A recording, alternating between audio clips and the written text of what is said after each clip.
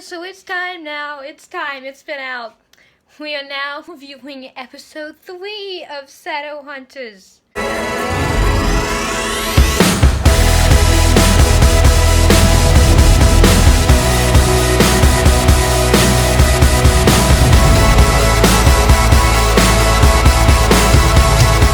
made it to 3. Three was one of those, we've all seen this in a TV show, one of those filler episodes they filmed that has a minor plot twist that comes and bites you in the ass like 20 episodes later. You all know what I'm talking about with the Simon issue.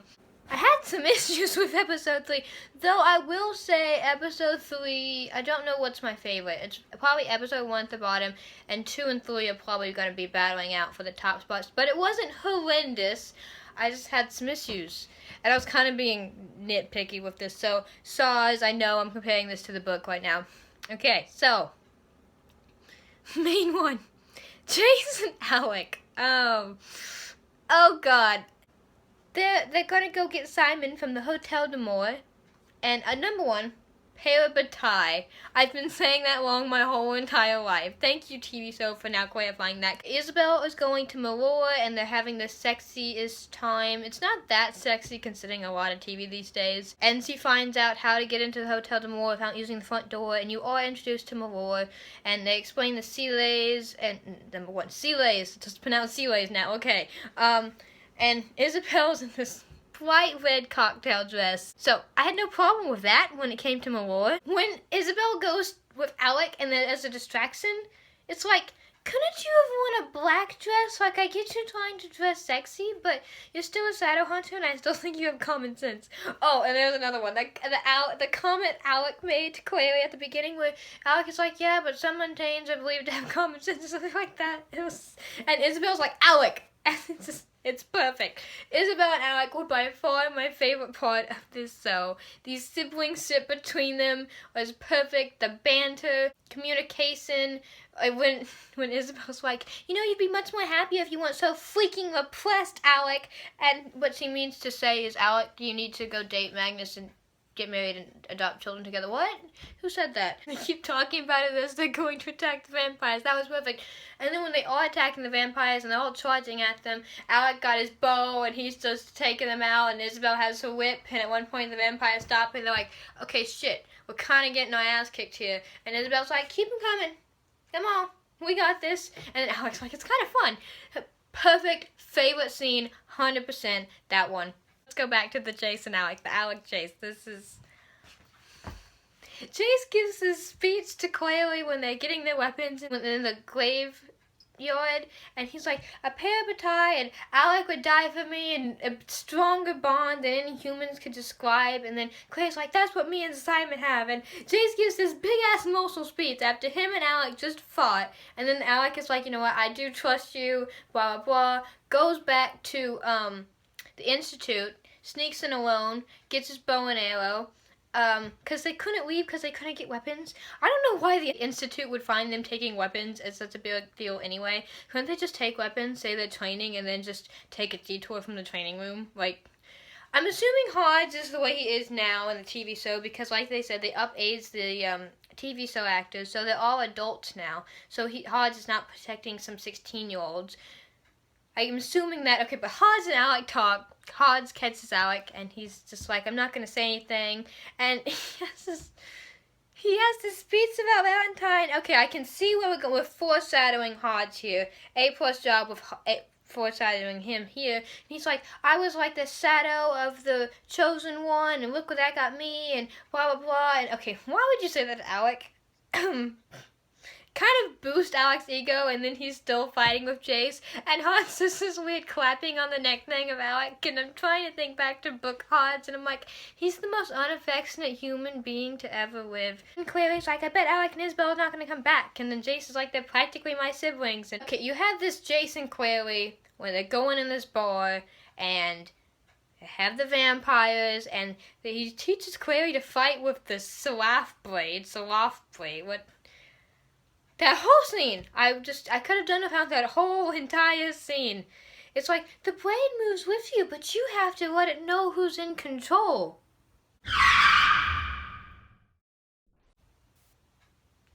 Okay, and then they go to get the vampires, and okay, when they're in the bar and Clary's under that trance of the vampire, and then Jace kicks him in the hand, takes his motorcycle keys, and they take off.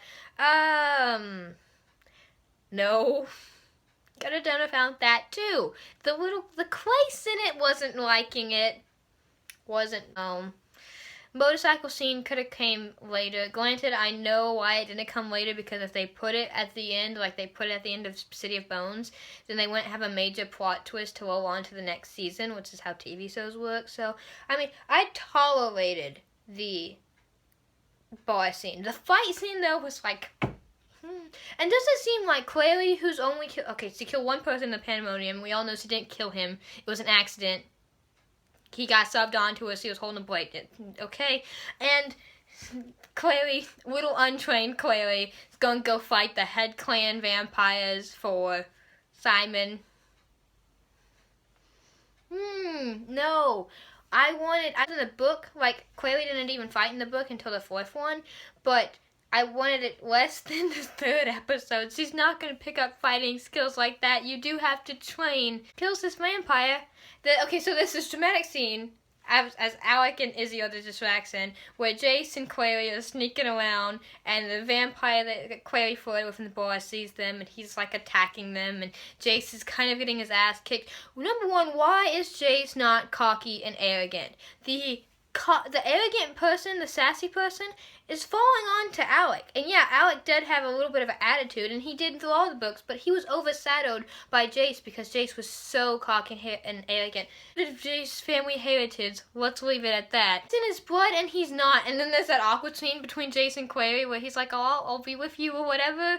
And then he just starts stuttering and walks around. That is so un-Jace-like. That's Alec-like. Alec's the awkward one, not Jace. Jace was the cocky, arrogant one who didn't give a damn. Oh, Clary, you've never been bitten? Oh, you've never been in love. Neither have you, Clary.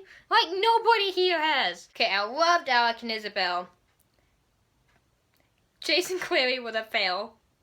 You have Simon and Camille. That was fascinating. You have Camille, like, seducing him, and they're drinking Bloody Marys because, you know, they're vampires. And okay, I was a little iffy about being introduced to Raphael and Camille in this episode, but it made sense because they made Camille hidden and she went away the tunnel. So it's just going to be like the book where she just comes back surprisingly at one time. See her manipulative, and even the long black fingernails, it was perfect for Camille. I know they changed her appearance, but she has her manipulative character, so it works. Have the ending after everything. He's like, I don't know what I would do without you. I can't live without you. And Simon's like, say that again and see what repeats it. And then she's like, you're my best friend. And Simon goes friend-zoned. You've been really, really, really friend-zoned. Okay. And, then you have Isabel so they put a lip gloss on. That's perfect. Okay. Love that. And Jace and Alex start fighting. Again, it's like, you know, we fight, we break up, we never do that in makeup. They're fighting like two jealous teenage girls, though. Not really showing the proper parabatai bond here. And then Jace is like, if you don't trust her, why would you come and help tonight? And obviously, I kind of swore by parabatai oath. Then it ends with this dramatic shot where we're showing Jace's face.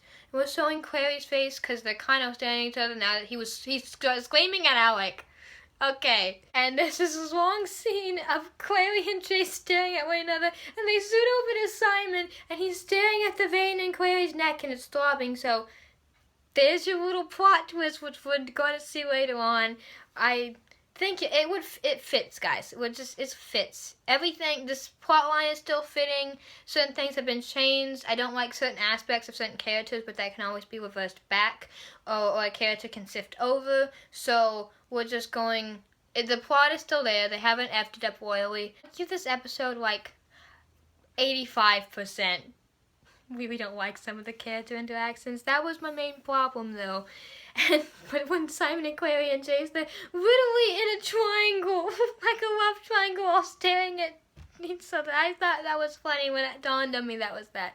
But yeah, that was my review for this episode. I'll be doing one again for next week's, so you can keep tuned in. See you next time. Bye!